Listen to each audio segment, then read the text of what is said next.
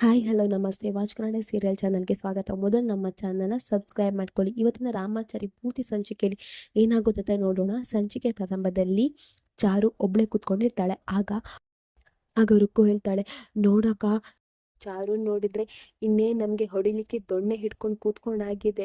ಏನಕ್ಕ ಮಾಡೋದು, ಇಷ್ಟು ದಿನ ನೀನು ಪೆಟ್ಟು ತಿಂತಿದ್ದೆ, ಇವಾಗ ನಾನು ಪೆಟ್ಟು ತಿಂತಾ ಇದ್ದೇನೆ ನಿನ್ನ ಜೊತೆ ಸೇರಿಕೊಂಡು ಅಂತ ಹೇಳ್ತಾಳೆ.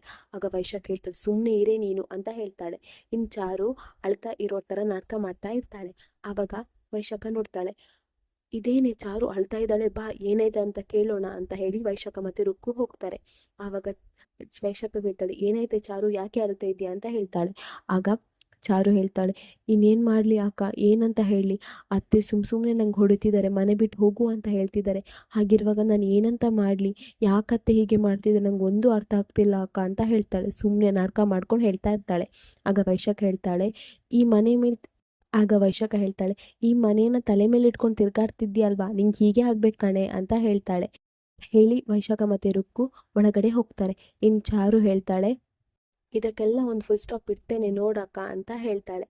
ಇನ್ನು ಆ ಹುಡುಗ ಫ್ರೆಂಡ್ ಜೊತೆ ಸೇರ್ಕೊಂಡು ಕುಡಿತಾ ಇರ್ತಾನೆ.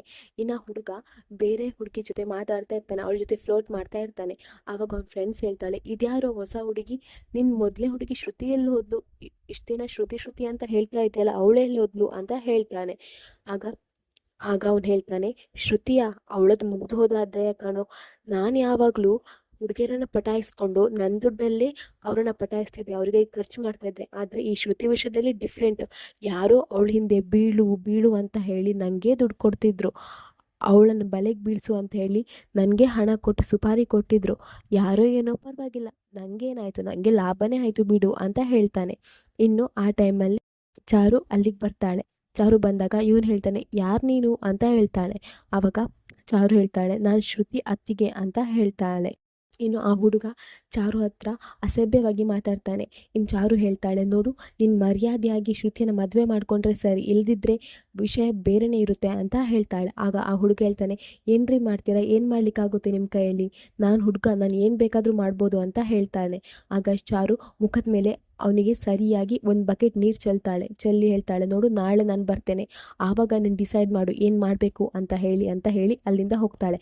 ಮನೆಗೆ ಚಾರು ಬರ್ತಾಳೆ. ಮನೆಗೆ ಬರುವಾಗ ವೈಶಾಖ ಮತ್ತು ರುಕ್ಕು ಟ್ಯಾರಿಸ್ ಮೇಲೆ ನಿಂತ್ಕೊಂಡು ನೋಡ್ತಾ ಇರ್ತಾರೆ. ಆಗ ವೈಶಾಖ ಹೇಳ್ತಾಳೆ, ಚಾರು ಒಳಗೆ ಬರ್ತಿದ್ದಾಳೆ, ಈಗ ಅವಳಿಗೆ ಇನ್ನೊಂದು ವಧೆ ಕಾದಿದೆ ನೋಡು ಅಂತ ಹೇಳಿ ಜಾನಕಿಗೆ ಕಾಲ್ ಮಾಡ್ತಾಳೆ. ಕಾಲ್ ಮಾಡಿ, ಮನೇಲಿದ್ಯಾ ಅಂತ ಕೇಳ್ತಾಳೆ. ಆಗ ಜಾನಕಿ, ಹೌದು ಮೇಡಮ್, ಏನು ಮಾಡಬೇಕು ಮೇಡಮ್ ಅಂತ ಹೇಳ್ತಾಳೆ. ಆಗ ವೈಶಾಖ ಹೇಳ್ತಾಳೆ, ನೋಡು, ಚಾರು ಎಲ್ಲಿಗೋ ಹೋಗಿ ಮನೆಗೆ ಬರ್ತಿದ್ದಾಳೆ, ಎಲ್ಲಿಗೆ ಹೋದಿ, ಯಾಕೆ ಹೋದಿ ಅಂತ ಕೇಳಿ ಸರ್ರಿ ಅವಳಿಗೆ ಹೊಡಿ ಅಂತ ಹೇಳ್ತಾಳೆ.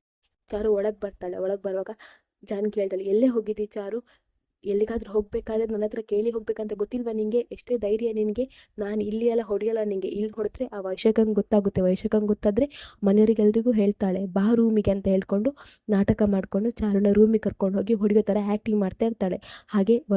ಹಾಗೆ ಜಾನಕಿಗೆ ಬ್ಲ್ಯಾಕ್ ಮೇಲ್ ಕಾಲ್ ಬಂದಿರೋದನ್ನು ಫೋನಲ್ಲಿ ತೋರಿಸ್ತಾಳೆ.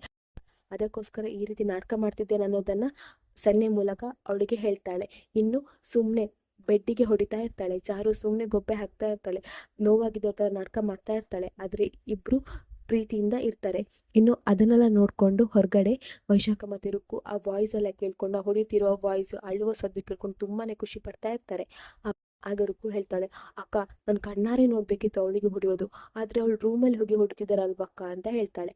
ಆಗ ವೈಶಾಖ ಹೇಳ್ತಾಳೆ, ರೂಮಲ್ಲಿ ಹೊಡೆದ್ರೆ ಏನು ರುಕ್ಕು, ಪರವಾಗಿಲ್ಲ, ಆದ್ರೆ ಹೊಡಿತಿರೋ ಸೌಂಡ್ ನಮ್ ಕಿವಿ ಕೇಳಿಸ್ತಿದೆ ಅಲ್ವಾ, ಆನಂದವಾಗ್ತಿದೆ, ಇದೇ ರೀತಿ ಹೊಡಿತಾ ಇರ್ಲಿ, ಮುಂದಿನ ಪ್ಲಾನ್ ನಾಳೆ ಮಾಡ್ತೇನೆ ಅಂತ ಹೇಳಿ ಹೋಗ್ತಾಳೆ.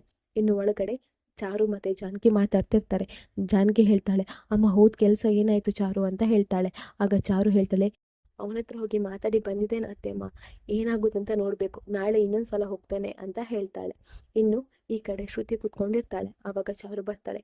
ಚಾರು ಬಂದು, ಬಾ ಶ್ರುತಿ, ನಾವು ಆ ಹುಡುಗನ ಹತ್ರ ಹೋಗೋಣ, ಅವನಿಗೆ ಇವತ್ತು ನಾನೊಂದು ಡಿಸೈಡ್ ಮಾಡ್ಲಿಕ್ಕೆ ಹೇಳಿದ್ದಾನೆ, ಅದನ್ನು ಅವ್ನು ಮಾಡಿರ್ತಾನೆ, ಮಾಡಿಲ್ಲದ್ರೆ ಅವ್ನಿಗೆ ಹೇಗೆ ಬುದ್ಧಿ ಕಲಿಸ್ಬೇಕು ಅನ್ನೋದು ನಂಗೆ ಗೊತ್ತಿದೆ, ಬಾ ನೀನು ನನ್ನ ಜೊತೆ ಇದ್ರೆ ಒಳ್ಳೇದಾಗುತ್ತೆ ಅಂತ ಹೇಳಿ ಆ ಪ್ಲೇಸಿಗೆ ಹೋಗ್ತಾಳೆ.